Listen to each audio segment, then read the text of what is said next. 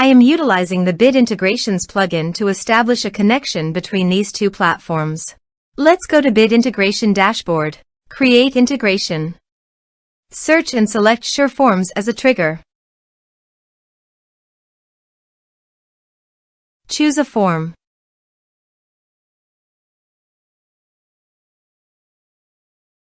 Next, search and select FluentCRM for action. Click Connect to FluentCRM for authorization. Authorization is successfully done. Click Next. Here select the action as you want. Choose the tag and which tags you want to associate with the user. Map the email field and click Next.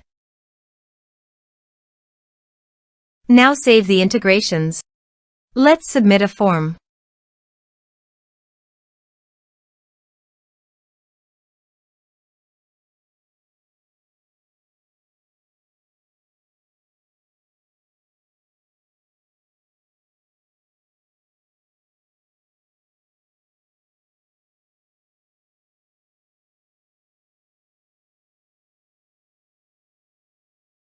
Submit the form. Go to FluentCRM and check the tag is associated with list contact or not. You see the tag is associated with a list of contact. Thanks for watching.